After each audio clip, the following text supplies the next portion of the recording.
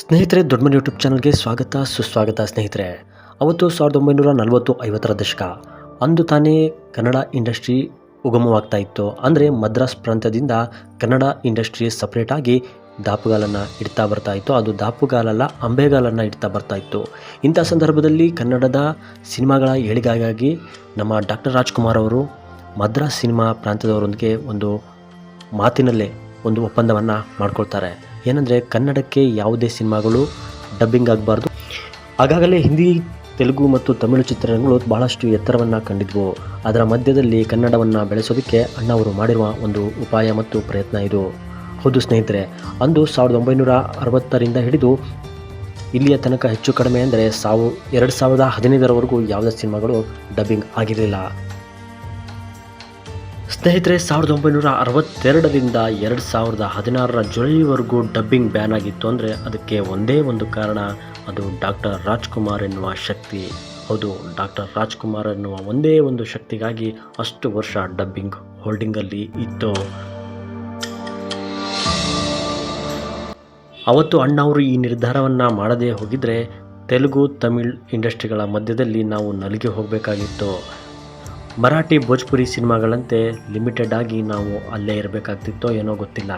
ಹೌದು ಸ್ನೇಹಿತರೆ, ಅಣ್ಣ ಅವರು ಅಂದು ಕನ್ನಡ ಇಂಡಸ್ಟ್ರಿ ಬೆಳೀಲಿ ಅಂತ ತೆಗೆದುಕೊಂಡ ಈ ನಿರ್ಧಾರ ಇಂದು ನಮಗೆ ಇದರ ಪ್ರತಿಫಲಗಳು ಕೂಡ ಗೊತ್ತಾಗ್ತಾ ಇದೆ. ಸ್ನೇಹಿತರೆ, ಅಣ್ಣವರ ದೂರದೃಷ್ಟಿ ಎಂಥದ್ದು ಅಂತ ಈಗ ಗೊತ್ತಾಗ್ತಾ ಇದೆ.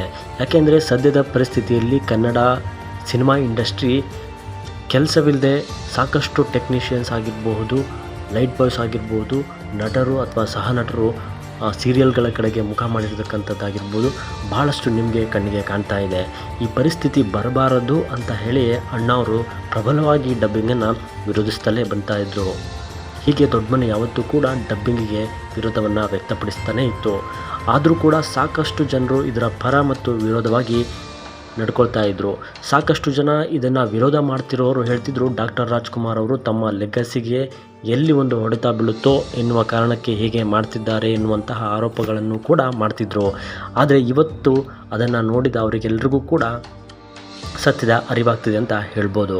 ಯಾಕೆಂದರೆ ನಮ್ಮವರಿಗೆ ಕೆಲಸ ಇಲ್ಲದೆ ಇವತ್ತು ಖಾಲಿ ಕೂತಿದ್ದಾರೆ.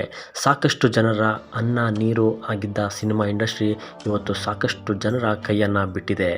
ಡಬ್ಬಿಂಗ್ ಹೊಡೆತದಿಂದ ಸಾಕಷ್ಟು ಜನ ಕೆಲಸವನ್ನು ಕಳೆದುಕೊಂಡು ಸಿನಿಮಾ ಇಂಡಸ್ಟ್ರಿಯಲ್ಲಿ ನಿರುದ್ಯೋಗಿಗಳಾಗಿ ಬೇರೆ ಕೆಲಸಗಳ ಕಡೆಗೆ ವಲಸಿ ಹೋಗಿದ್ದಾರೆ. ಇದೇ ಅಲ್ವಾ ಡಾಕ್ಟರ್ ರಾಜ್ಕುಮಾರ್ ಅವತ್ತು ಯೋಚನೆ ಮಾಡಿದ್ದು, ನಮ್ಮವರು ಕೆಲಸ ಕಳ್ಕೊಳ್ಬಾರ್ದು ಅಂತ ಹೇಳಿ ಡಬ್ಬಿಂಗನ್ನು ವಿರೋಧಿಸಲೇ ಬರ್ತಾಯಿದ್ರು.